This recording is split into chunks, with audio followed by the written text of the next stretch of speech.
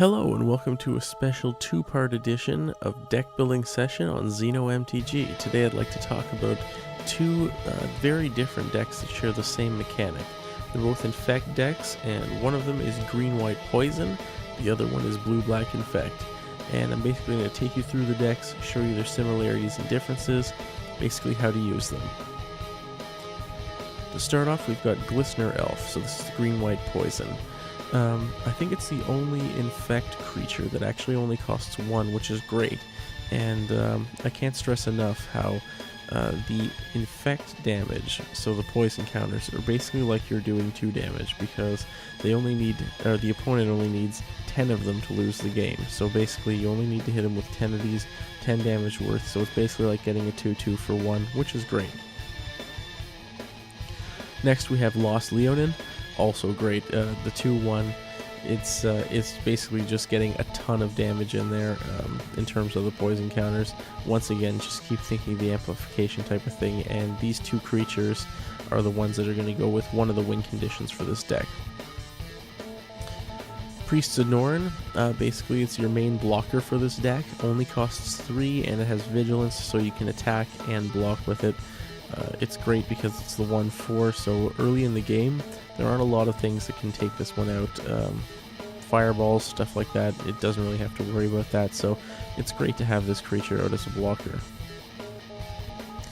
And one of the main things that this deck has to deal with that's a big hassle are artifact heavy decks. So maybe not even artifact heavy decks, but decks that use artifacts as a win condition, such as Cawblade using the Sword of Feast and Famine, Sword of War and Peace, Batterskull, White Weenie, Quest. It's just a ton of different artifacts that are going to come into play. So stuff like the Viridian Corruptor is put into this deck to take care of those artifact threats. So it's great that you just cast it and get the additional satisfaction of destroying one of their artifacts. The sideboard for this deck, which I actually don't have made up right now on here because I just put this deck together, as well as the next one that I'm going to show you, basically just has a lot of anti-artifact stuff in it, because that seems to be the main problem for this deck. A lot of other deck types this deck does not have any problems with, whether it be aggro, whether it be control, stuff like that. It's the artifact type decks really seem to give a lot of trouble to this deck. For the late game, we have 1 Phyrexian Swarmlord. You're not going to use it very often because this deck does win really quickly, and if somebody's going to beat you, they're going to beat you more quickly than you're going to win with it. So it's very rare that you get to cast this card anyway. I just have it in here because sometimes the field will be just absolutely full of walls, creatures that you can't get past, and this one, if you have like a particularly bad draw or something like that, that game, this creature will be there to give you a lot of insect creatures and basically keep you lasting into the later stages of the game. For the other spells, we have Contagion Clasp, which is absolutely amazing. There's 2 more on the sideboard for my paper version of this deck. I just like it against aggro decks because it gets that -1/-1 counter, and I also like to proliferate with it, so it's great to have that mechanic on there as well. The second main win condition, one that I usually win with, is the Livewire Lash.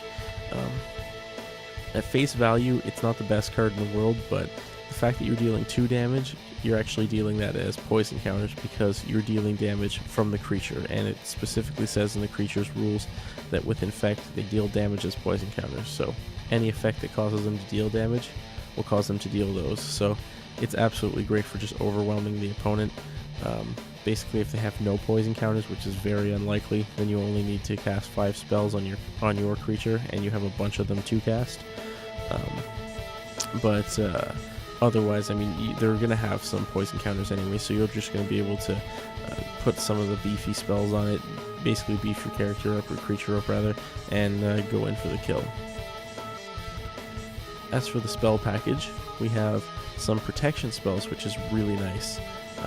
I was considering making this deck blue-green, but I decided on white-green just because of this particular protection spell, rather. And the reason I like it is because it has rebound, so it protects you from all sorts of different kinds of burn, it protects you from all sorts of different kinds of removal, and the best time to cast it is right after they've cast a burn or removal spell, because you're going to cause them to waste that spell. Next we have Groundswell, absolutely amazing turn 2 combo, which just basically use Glistener Elf turn 1, put out Groundswell turn 2, sorry. And basically you're going to have probably +4/+4 if you're playing it turn 2, because you'll have dropped another land. So it's just great to get 5 counters in there right away, right off the bat. Next we have Mutagenic Growth, which is probably my favorite little spell on this deck, just because I like the fact that it has Phyrexian mana. You can cast it right away. Doesn't really matter when, just as long as you have 2 life. So one of the great things is to fake them out, use Glistener Elf with this on it. Next we have Vines of the Vastwood, basically another protection spell, cause them to waste their burn or control, and give you that +4/+4 to your creatures. In terms of land, we have some of the white lands. I like the nostalgia factor. I've been playing since Urza's, so I like these old school lands. We have basic dual lands, Razorverge Thicket, Sunpetal Grove, and of course Inkmoth Nexus, which I haven't bought for this deck yet, but basically just works like any of the other creatures, but with flying, and any of those spells on it will just give it incredible amounts of power, especially if they don't have any flyers. Great for getting rid of flyers, great for doing damage flying over the creatures. So that's been Green White Infect on Xeno MTG, and stay tuned for the next deck building session, which should be attached to this video or in the suggested videos on the side. Have a good one.